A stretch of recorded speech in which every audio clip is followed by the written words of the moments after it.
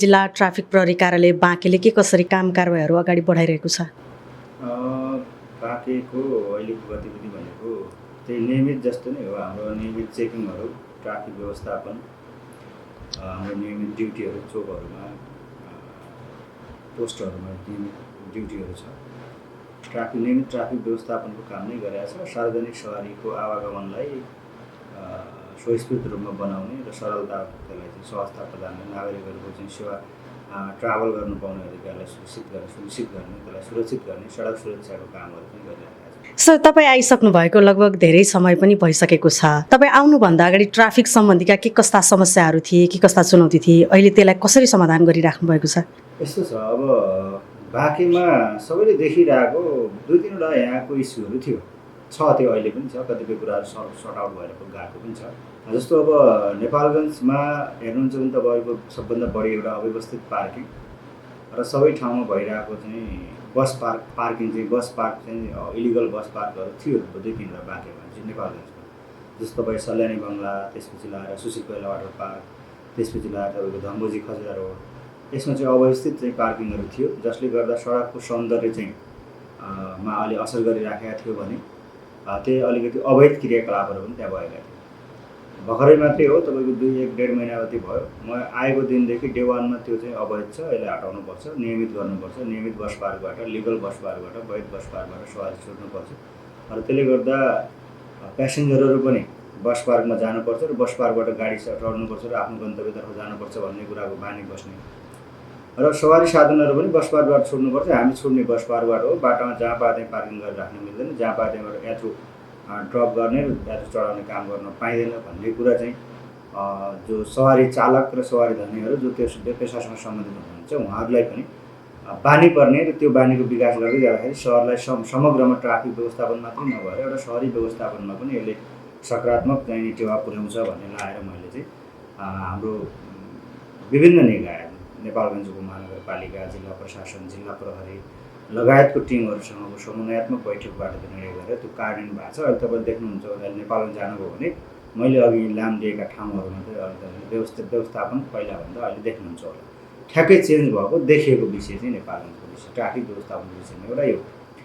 अनि अरू विषय चाहिँ अब नेपालगञ्जको अर्को समस्या भनेको अटोको विषय। अवैध अटोहरू पनि छ। त्यसपछि तपाईँको चाहिँ नि उमेर नपुगेकोले अटो चलाउने, लाइसेन्स नभएकोले अटो चलाउने, जथाभावी अटो चलाउने, विशेष गरी हाम्रो सर्भिस लेन नभएको र अटो लेन पनि नभएको कारणले गर्दा नेपालमा सडक संरचना त्यसले गर्दा अव्यवस्थित नै ट्राफिक व्यवस्थापन र दुर्घटनाको कारण चाहिँ बढी चाहिँ अटोको कारणले भएको भएर अटोलाई हामी व्यवस्थापन गर्नतिर लागिरहेका छौँ। हामी सुरुदेखि नै अटोमा चाहिँ विभिन्न चरणका कार्यक्रमहरू गरिरहेका छौँ। अहिले आएर हामी हिजोबाट मात्रै सुरु भएको छ, साप्ताहिक अटो सचेतना कार्यक्रम भएको छ, नेपालमा सुरु भएको छ। 1 हप्तासम्म हामीले चाहिँ अटो सचेतना कार्यक्रम गर्छौँ। त्यसपछि 2 महिनासम्म उहाँहरूलाई विशेष गरी हामीले चाहिँ नेपाली नागरिकले मात्रै चलाओस् भन्ने हिसाबले 2 महिनासम्म हामीले त्यो फिल्टर गर्दैछौँ। त्यसपछि हामी चाहिँ स्क्रैप गर्नुपर्ने अटोहरू स्क्रैप गर्ने, त्यसपछि लिगलाइज गर्नुपर्ने, कानुनी फ्रेममा ल्याउनुपर्ने, यातायातमा दर्ता गरेर त्यसपछि चाहिँ नगरपालिकामा सूचीकरण गर्ने, रोड तोक्ने, अटो स्ट्यान्ड तोक्ने लगायत विविध अटो व्यवस्थापनका कामहरू छन् त्यहाँ हाम्रो क्रियाकलापहरूमा उल्लेखित छ। ती कामहरू गर्नलाई चाहिँ हामीले अहिले कामहरू गरिरहेका छौँ। कुनै एउटा चरणको काम भइरहेको छ अहिले। एउटा यो पहिला र अहिले चाहिँ देखिएको चेन्ज भइरहेको काम हुँदै गरेको कुरा यो हो। अर्को कुरा त हाम्रा नियमित जस्तो कार्यक्रमहरू गतिविधिहरूबाट तपाईँले देख्नु भएको छ होला। बाँके जिल्लामा अहिले हामीले कम्तीमा पनि अस्पष्ट नम्बर प्लेटहरू, नम्बर प्लेट नलेखेर गुडिरहेका सवारी साधनहरू, नम्बर प्लेट चाहिँ पुरानो भएको, चेन्ज नगरेको त्यस्ता नम्बर प्लेट नहुने गाडीहरू चाहिँ नहुने, त्यसलाई चाहिँ जिरो बनाउने उद्देश्यका साथ अहिले पनि हाम्रो साप्ताहिक कार्यक्रम भइरहेको छ नम्बर प्लेट रिराइट गर्ने। त्यो अन्तर्गत हामी 400-500 लेखिसकेका छौँ। पहिला पनि हाम्रो 600-700 लेखिसकेका हो। अहिले त्यो भइरहेको छ। विविध गतिविधिहरू तपाईँले चाहिँ बाँकेमा अहिले तपाईँको चाहिँ फोकस लाइटहरू, फग लाइटहरू राखेर सवारी साधनहरू चलाउन पाइँदैन। त्यो भेटियो भने मात्रै हामीले नियन्त्रणमा लिन्छौँ। त्यस्ता 1500-2000 जति लाइटहरू हामीले निकालिसकेका छौँ। विविध यस्तै क्रियाकलापहरू गरिरहेका छौँ। हाम्रो करिब साप्ताहिक जस्तो, दैनिक जस्तो एउटा दुईवटा क्रियाकलापहरू भइरहेका हुन्छ। अस्ति भर्खरै मात्रै हामीले तपाईँको चाहिँ हेर्नुहुन्छ भने त्यो म्यासेजको रूपमा विश्व सडक सुरक्षा सप्ताहको अवसरमा चाहिँ लागु पदार्थ टेस्ट पनि गरेका थियौँ। त्यसले गर्दा चाहिँ धेरै चाहिँ सवारीका चालकहरू अहिले पनि चाहिँ उसमा थुनामा हुनुहुन्छ, उहाँहरूको विरुद्ध लागु औषध सम्बन्धी अनुसन्धान भइरहेको छ। त्यसपछि हामीले त्यति बेला चाहिँ त्यही अवसरमा हामीले सडक संयुक्त अनुगमन पनि गरेका थियौँ। यातायात सडक विभाग र सडक डिभिजन र हाम्रो जिल्ला ट्राफिकको संयुक्त अनुगमन पनि भएको थियो। त्यसमा 200-300 गाडीहरूको चाहिँ अनुगमन पनि गरेर तिनीहरूलाई चाहिँ प्रशिक्षित पनि गरिएको थियो सडकमा। त्यसका अलावा हामीले चाहिँ ड्राइभर चाहिँ पब्लिक पर्सन हो, निजी व्यक्ति होइन, सार्वजनिक व्यक्ति हो। सार्वजनिक व्यक्ति भएको भएर उसले चाहिँ लाखौँ चाहिँ नि यात्रुहरू, वर्षमा करिब लाखौँ जस्तो यात्रुहरूको चाहिँ सुरक्षित यात्राको चाहिँ जिम्मा लिने मान्छे चाहिँ ऊ पनि आफू पनि स्वस्थ हुनुपर्छ, शारीरिक रूपमा मानसिक रूपमा स्वस्थ हुनुपर्छ भन्ने हिसाबले समय समयमा उहाँहरूले पनि स्वास्थ्य परीक्षण गर्नुपर्छ। विदेशका देशहरूमा तपाईँको चाहिँ बाहिर देशहरूमा चाहिँ प्रत्येक ट्रिपमा चाहिँ उसले गाडी चाहिँ चलाउनुभन्दा पहिला उसले चाहिँ आफ्नो मेडिकल फिट भएको डकुमेन्ट देखाउनुपर्छ, मेडिकल बनाउनुपर्छ। त्यो कन्सेप्टमा मान्छेले काम गरिरहेछन् भने अब हामीले चाहिँ कम्तीमा म्यासेजको रूपमा केही नभए 6 महिनामा आफ्नो टेस्ट गर्नुहोस् है। स्वास्थ्य ठिक नभएको ड्राइभरले, आफै स्वस्थ नभएको ड्राइभरले चाहिँ 100जना मान्छे चाहिँ प्यासेन्जर लिएर सवारी चलायो भने 100 मान्छेको चाहिँ जीवन चाहिँ उसले चाहिँ धरापमा राखेको हुन्छ, सडक सुरक्षा उसले धरापमा राखेको हुन्छ। त्यो भएर उहाँहरू पनि सुरक्षित स्वस्थ हुनुपर्छ भन्ने हिसाबले म्यासेज दिने हिसाबले हामीले त्यो पनि काम गरेका छौँ। यस्तै विविध क्षेत्रमा हामीले ट्राफिकको काम गरेका छौँ। हेर्नुहोस्, अब अझै धेरै कामहरू गर्न बाँकी छ जो हाम्रो अब आगामी दिनहरूमा हुँदै जानेछ। विभिन्न समयमा मापसे सेवन चेकिङको कामहरू पहिले पनि हुँदै आएको छ र अहिले पनि भइरहेको छ। तपाईँले चाहिँ लापसे चेकिङ भनेर ल्याउनु भएको छ, यो कसरी ल्याउनु भयो? अब यस्तो हो, हेर्नुहोस्, अब मापसे चाहिँ हामीसँग अभाइलेबल मेसिनहरू थियो पहिलादेखि नै। मेसिनले हामीले मापसे ब्रेथलाइजर मेसिनले मापसे चेक गर्ने गरेका थियौँ। अब मापसे चेकिङ भन्दा पनि अहिले लागु पदार्थ सेवन चाहिँ धेरै गरेको कम्प्लेन र एउटा चाहिँ सर्टेन चाहिँ स्क्रिनिङ गर्दाखेरि त्यो कन्फर्म पनि भएको हुनाले चाहिँ हामीले लापसे चेक गर्नुपर्छ है। यसमा चाहिँ लापसे पनि हामीले चेक गर्ने केही व्यवस्था गरेर गर्नुपर्छ भन्ने एउटा हाम्रो चाहिँ इलाका प्रहरी कार्यालय कोलपुर, जिल्ला प्रहरी कार्यालय, हाम्रो स्टाफ, डे स्टाफहरू हामीहरूको बिच सल्लाह भइसकेपछि अब यसको लागि चाहिँ किट आवश्यक पर्छ। मल्टिपल ड्रग टेस्ट किट हुन्छ। यसको चाहिँ मल्टिपल पनि हुन्छ, सिङ्गल टेस्ट पनि हुन्छ। अब त्यसको लागि चाहिँ अब के गर्ने त भन्दाखेरि अब हामीसँग त अभाइलेबल रिसोर्सेसले त्यो धान्दैन किन्नलाई, छैन हामीसँग। त्यो भइसकेपछि हामीले तत्काललाई चाहिँ हामीसित प्रदेश हाम्रो नेपाल प्रहरी राजमार्ग सुरक्षा तथा ट्राफिक व्यवस्थापन कार्यालय बुटोलबाट हामीसँग केही उपलब्ध भएको थियो, त्यो किटहरू प्रयोग गरियो। अनि केही किटहरू हामीले चाहिँ हाम्रो यो कोलपुर नगरपालिकाले चाहिँ खरिद गरिदिएको थियो हामीलाई, हाम्रो लागि।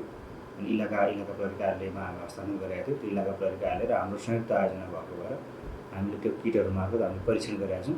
अब हामीलाई अहिले चाहिँ त्यो हाम्रो जो परीक्षणको डेटाले जे देखाएको छ त्यो डेटाले चाहिँ यहाँ चाहिँ नियमित रूपमा चाहिँ लागु पदार्थ टेस्ट गर्नुपर्ने देखिएको छ। तर हाम्रो चाहिँ रिसोर्सले त्यो नियमित टेस्ट गर्न सक्ने अवस्था छैन। त्यो कारणले हामी अरू स्थानीय तह कोही डोनर एजेन्सीहरू हुनुहुन्छ भने, यो सेक्टरमा कोही काम गर्न इच्छुक हुनुहुन्छ, उहाँहरूले चाहिँ डोनेसन गर्न सक्नुहुन्छ, कन्ट्रिब्युट गर्न सक्नुहुन्छ भने त्यस्ता निकायहरूलाई हामीले चाहिँ कोअर्डिनेसन गरेर किटहरूको व्यवस्थापन गरेर नियमित चेकिङतर्फ हामी जान सकिन्छ कि भनेर प्रयास चाहिँ गरिरहेका छौँ। यस्तो किसिमको कदमले सडक दुर्घटना न्यूनीकरणमा कतिको प्रभावकारी भूमिका खेल्छ? एकदमै। हेर्नुहोस्, सडक दुर्घटनाको 1 नम्बर कारण नेपालमा पनि फाइन्डिङ भइसकेको तपाईँको विश्वमै पनि ह्युमन एरर नै हो। मानवीय त्रुटिका कारणले गर्दा सडक दुर्घटना हुन्छ। त्यसमा तपाईँको मादक पदार्थ सेवन गरेर चलाएको हुनसक्छ, लागु पदार्थ सेवन गरेर चलाएको हुन्छ। त्यसैको कारणले गर्दा तपाईँको ओभर स्पिडले चलाउने, नेग्लिजेन्स गरेर चलाउने, तपाईँको चाहिँ गर्नुपर्ने पर्याप्त चाहिँ ध्यान चाहिँ दिनुपर्ने, चाहिँ डेडिकेट हुनुपर्नेमा चाहिँ त्यो ध्यान चाहिँ केन्द्रीकृत सेन्ट्रलाइज चाहिँ ड्राइभिङमा गर्नु, सडकमा गर्न नसकेको कारणले गर्दा चाहिँ ड्राइभरले चाहिँ एक्सिडेन्ट गरेको अवस्था छ। हो, त्यो चाहिँ कारण के हो त भन्दा लापसे हो। त्यसलाई नै हामीले रोड कजमा नै हामीले चाहिँ हिट गऱ्यौँ भने चाहिँ यो सडक दुर्घटना न्यूनीकरण पक्कै पनि हुने कुरा डेफिनेटली भइरहेको छ। त्यो चाहिँ हामीलाई महत्त्वपूर्ण त्यसमा हुन्छ नै। अहिले तपाईँले पछिल्लो डेटा भन्ने हो भने हामीले चाहिँ प्रत्येक दिन साँझ चाहिँ हामीले मापसे चेक चाहिँ गर्थ्यौँ, जहिले पनि गरिराखेकै हो। तर अहिले हामीले चाहिँ के स्ट्राटेजीले गरिराखेका छौँ भने, जस्तो हाम्रो आज मापसे चेक चाहिँ हाई स्कुलमा छ भने हाई स्कुलमा हुन्थ्यो हाम्रो रुटिन अनुसार। भोलि मदन चोक छ भने मदन चोक हुन्थ्यो, नेपालगञ्ज धम्बोजी चोकमा छ भने धम्बोजी चोक हुन्थ्यो। तर त्यसले गर्दा चाहिँ त्यो रुटिन हामीले यहाँ चेक गरिरहेको छ भने आज त्यहाँ पुलिस छ भने थाहा पाउने बित्तिकै मापसे गरेका चाहिँ युजरहरू त्यो एरियामा नहिँड्ने, अर्को ठाउँमा गएर एक्सिडेन्ट हुने कारण भएको थियो। तर यसलाई हामीले अलिक करेक्सन गरेर अब मोबाइल चेकिङ गरिरहेका छौँ। हामी जस्तो 15 मिनट हामीले एक ठाउँमा गऱ्यौँ भने 15 मिनट अर्को ठाउँमा गऱ्यौँ। त्यसले गर्दा त जानेर जो पनि मापसे चेकिङमा भेटिन सक्ने सम्भावना हो। त्यसले गर्दा हाम्रो पछिल्लो चाहिँ यो चाहिँ 1 हप्तासम्म चाहिँ कुनै पनि साँझ हाम्रो अहिले एक्सिडेन्ट भएको छैन। हामी बेलुकी 7 बजेदेखि राति 11 बजीसम्म चेक गर्छौँ मापसे। यो साँझ चाहिँ 1 हप्तादेखि पछिल्लो चाहिँ कन्टिन्यू कुनै पनि रात एक दिन एक्सिडेन्ट भएको छैन। यसले चाहिँ नियन्त्रण डाइरेक्ट चाहिँ देखिया छ, यसको प्रभावकारिता चाहिँ रिजल्टमै देखिया छ। ट्राफिक सचेतना सम्बन्धीका कार्यक्रमहरू पनि सञ्चालन गरिराख्नु भएको छ। तपाईँ आइसकेपछि सडक दुर्घटना न्यूनीकरण भएको पाउनु भएको छ कि छैन? कम भएको छ। पहिलो कुरा त म आएको 8 महिना लाग्यो अहिले। 8 महिनासम्म बाँके जिल्लामा सार्वजनिक सवारी कुनै पनि दुर्घटना भएको छैन। यो एउटा लकी नै भन्नुपर्छ। अहिलेसम्म 8 महिनासम्म आइपुग्दाखेरि सार्वजनिक सवारी एउटा पनि दुर्घटना भएको छैन, एउटा पनि कुनै क्याजुअलिटी भएको छैन सार्वजनिक सवारीबाट। अब कस्तो चाहिँ दुर्घटना भएको छ भने तपाईँको महाबसे गरेर मोटरसाइकल चलाएको व्यक्ति, तपाईँको सामान्य अटो, त्यसबाट पनि मान्छे क्याजुअलिटी भएको छैन। अनि निजी गाडीहरू त्यस्तो चाहिँ एक्सिडेन्ट भएको छ। तपाईँको सवारी चाहिँ तपाईँको प्यासेन्जर बोकेको छ सार्वजनिक सवारी चाहिँ बाँके जिल्लामा एउटा पनि दुर्घटना भएको छैन। रेकर्डेड हाम्रो चाहिँ तथ्याङ्क आधारमा पनि पहिलाभन्दा हाम्रो एकदम दुर्घटना कम भएको छ यो वर्ष। जस्तो यो सडकको अवस्था कस्तो छ? सडकको अवस्था त बाँके जिल्लामा छुट्टै भन्ने त्यस्तो केही छैन। अब अरू जिल्लाहरूको जस्तै नेपालमा नेपालको एउटा सडकको स्ट्यान्डर्ड तपाईँ हामी सबैलाई थाहा नै छ। अब यहाँ पनि त्यही नै हो, अरू जिल्लाहरूमा जस्तै हो। अहिले पहिलाभन्दा अहिले अलिकति पिच सडकको चाहिँ एक्सिस चाहिँ अलिकति बढी छ। त्यसले गर्दा पनि अब पिच सडक हुनु एउटा राम्रो पोजिटिभ कुरा हो ट्राभलको हिसाबले। तर ओभर स्पिडको कारणले गर्दा चाहिँ एक्सिडेन्टको रेट पनि अलिकति बढेको, त्यसले गर्दा अलिक बढ्ने सम्भावना पनि हुन्छ। त्यसले गर्दा त्यसको कारण चाहिँ हामी अलिक त्यसलाई कम गर्नलाई चाहिँ हाम्रो तर्फबाट पोजिटिभ त्यतातिर कामहरू भइरहेको छ। जस्तो यो ट्राफिक सचेतनाका कार्यक्रमहरू तपाईँहरू चालकहरूलाई मात्रै दिनुहुन्छ कि वा विद्यार्थी? सबैलाई। हाम्रो चाहिँ हजुरको चालकहरू एउटा पार्ट मात्रै हो। हाम्रो ट्राफिक सडक दुर्घटनाको कारक भनेको चालक मात्रै हो। अब सडकमा चाहिँ चालक हुन्छ, चालकले मात्रै एक्सिडेन्ट पार्छ भन्ने हाम्रो जो नेपालीहरूको कन्सेप्ट छ। एक्सिडेन्ट भइसकेपछि चालकमाथि नेगेटिभ चाहिँ धारणा व्यक्त गर्ने, चालकलाई नै दोषी हो भन्ने जो धारणा छ त्यो होइन। चालकको कारणले मात्रै दुर्घटना हुँदैन। दुर्घटना हुने धेरै कारणहरू छन्। तपाईँको वेदरको कारणले दुर्घटना हुन्छ, मेसिनहरूको कारणले, इक्विपमेन्टको कारणले पनि दुर्घटना हुन्छ। तपाईँको चाहिँ एक्सटर्नल फ्याक्टरको कारणले गर्दा, इन्भाइरोमेन्टको कारणले, सडकको कारणले पनि दुर्घटना हुन्छ। त्यसका यी विविध पक्षहरू बिचमा हामीले कोर्डिनेसन गरिरहेको छ। जस्तो सडकको विषयमा कतै एक्सिडेन्ट हुन्छ भने सडक डिभिजनसँग हाम्रो कोर्डिनेसन भइरहेको हुन्छ। कति जस्तो तपाईँको क्रस सेक्सनहरूमा एक्सिडेन्ट हुन्छ भने त्यो सेक्सन चाहिँ हटाइदिएपछि, त्यो बन्द गरेपछि दुर्घटना कम हुन्छ भने त्यसतर्फ हाम्रो सडक डिभिजनसँग कोर्डिनेसन भइरहेको हुन्छ। कतै सामान्य खाल्डाखुल्डीको कारणले दुर्घटना भइरहेको छ भने त्यो खाल्डाखुल्डी चाहिँ पुरेर दुर्घटना कम हुन्छ भने हाम्रो सडक डिभिजनसँग कोर्डिनेसन भइरहेको हुन्छ। जस्तै मेसिनरी इक्विपमेन्टको कारणले गर्दा एक्सिडेन्ट भएको छ भने मेकानिकल टेस्ट गर्ने यातायात व्यवस्था कार्यालयको क्षेत्राधिकार पर्छ। अनि त्यसो स्ट्रक्चरल चेन्जेस कारणले गाडीहरूमा त्यसो फेरबदलको कारणले एक्सिडेन्ट भएको छ भने यातायात व्यवस्था कार्यालयसँग कोर्डिनेसन गरेर हामी त्यसतर्फ हिट गर्छौँ। अस्ति हाम्रो संयुक्त अनुगमन पनि त्यही लक्षित हो। अघि तपाईँलाई भने मैले संयुक्त अनुगमन कोर्डिनेसन भइरहेको छ, सबै पक्षसँग कोर्डिनेसन भइरहेको हुन्छ यसमा। त्यसरी नै छ यो यही कारणले भन्ने छैन। जुन कारणले सम्भावित एक्सिडेन्ट हुन सक्ने कारणहरू छन् त्यो सबै पक्षसँग हाम्रो चाहिँ अवेरनेस कार्यक्रमहरू भइरहेको छ। जस्तो यो कोवलपुरदेखि मानखोलासम्म ट्राफिक व्यवस्थापनमा निकै चुनौती थियो, जस्तो जनशक्ति परिचालनका हिसाबले पनि। अहिले कस्तो छ अवस्था? जनशक्ति त हाम्रो हेर्नुहोस् यहाँ बाँके जिल्लाको जनशक्ति ओएनएम चाहिँ अलिक पहिलाकै हो जस्तो लाग्छ मलाई। जम्मा 24 जनाको हाम्रो दरबन्दी हो कार्यालय सहयोगी चाहिँ। अहिले हामीसँग चाहिँ कम्तीमा पनि 80-90 जना कार्यरत हुनुपर्ने अफिसहरू आवश्यकता त्यति हो। हामीसँग त 75-76 जस्तो यस्तो कार्यरत हुनुहुन्छ अहिले। जनशक्ति चाहिँ पर्याप्त जनशक्ति त होइन, तर लिमिटेड जनशक्तिको कारणले पनि हामी अब सिभिल प्रहरीसँग अट्याच भएर काम गर्ने भएको हुनाले धेरै कामहरू त अब सिभिल प्रहरीले पनि हामीसँग सिभिल प्रहरीलेबाटै हुने सिभिल प्रहरीसँग कोर्डिनेसन गरेर उहाँहरूसँगै बस्ने, उहाँहरूसँगै काम गर्ने भएको हुनाले त्यति जनशक्तिको चाहिँ अभावै चाहिँ छैन। तर आफ्नै जनशक्ति टोटली पर्याप्त पनि छैन। तपाईँ आइसकेपछि जस्तो नागरिकहरूले एकदम छर्लङ्ग देख्न सकिने उदाहरणीय कामहरू के भएका छन्? अब त्यो त मैले फेरि नागरिकले यस्तो चाहिँ महसुस गर्नुभएको छ, यति राम्रो भएको छ, म आएपछि मैले यो गरेँ भन्नुभन्दा पनि यहाँले नै फिडब्याक ल्याएर मलाई भनिदिनु यो गर्नु। नागरिकहरूले के अनुभूत गर्नुभएको छ, के देख्नु भएको छ पहिला र अहिलेमा। अब मैले चाहिँ आफूले गरेको सत्प्रयास, आफूले गरेका कामहरू, सबै कामहरू केही पनि लुकाइएका छैन।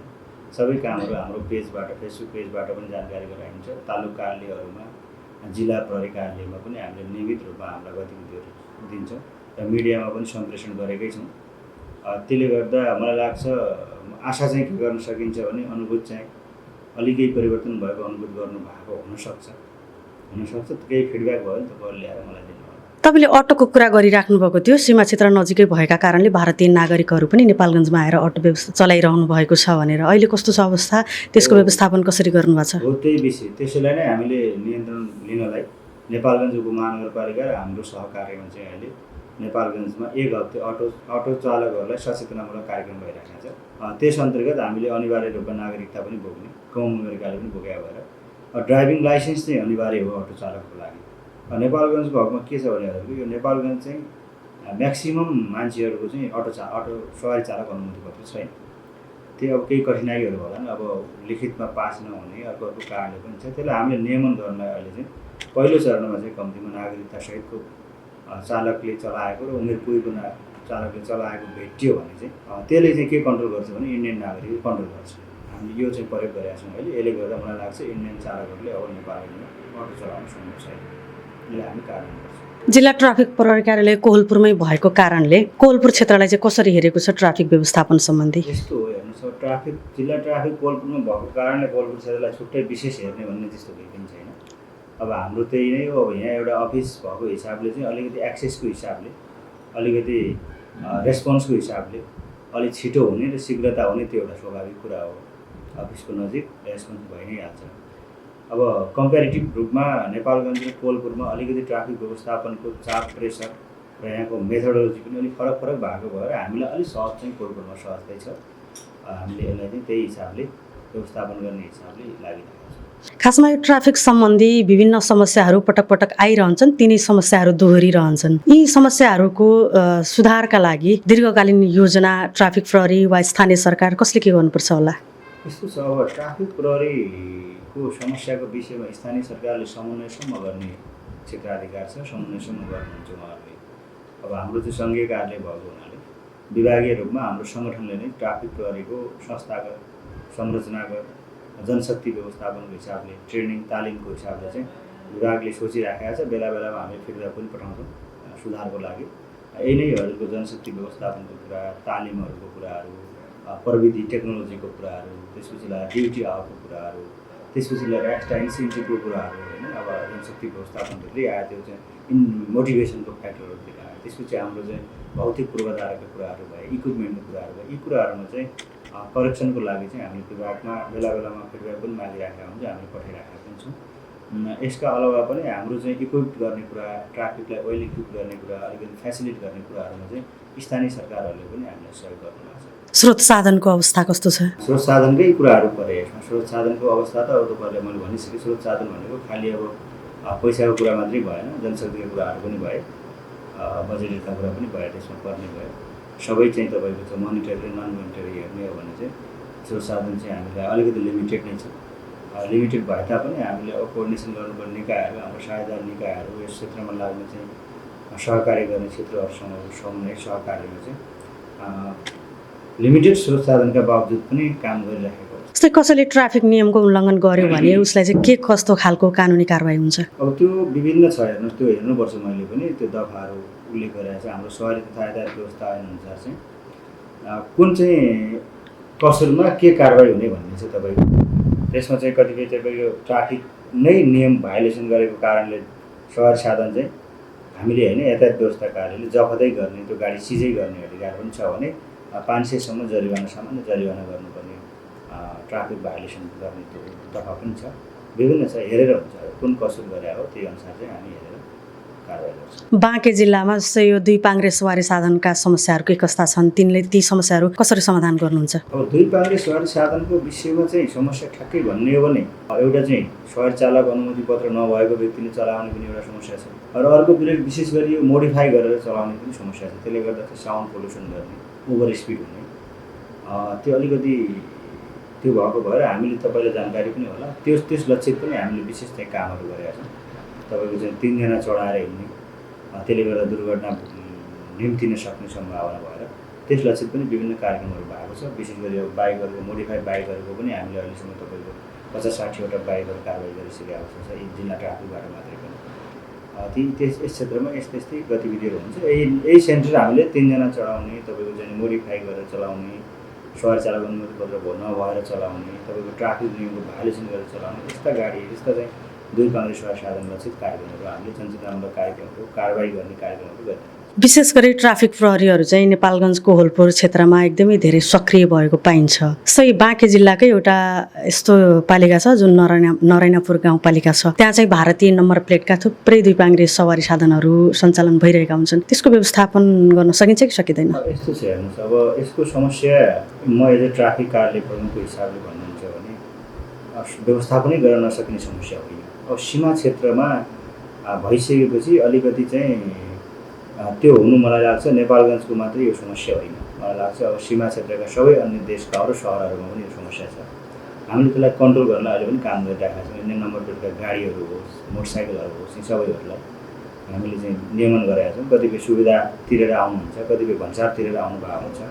हाम्रो चाहिँ एउटा एग्रिमेन्ट पनि छ नेपाल भारतको, सीमा क्षेत्रका चाहिँ बजारमा चाहिँ इन्डियन गाडीहरू आउनु पाउने भन्ने पनि छ। त्यो एग्रिमेन्ट अनुसार पनि आउनुहुन्छ।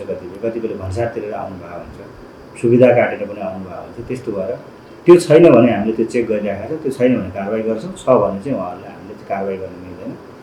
त्यसरी नै चल्नु भएको। स्थानीयले नै चलाइरहेका हुन्छन् त्यहाँको? स्थानीय यस्तो हुन्छ, उहाँहरूसँग स्थानीय चलाए तापनि उहाँहरूसँग सुविधा हुनु पऱ्यो, भन्सार काटेको हुनु पऱ्यो। त्यो गरेर छ। हस्, धन्यवाद सर, समय दिनुभयो।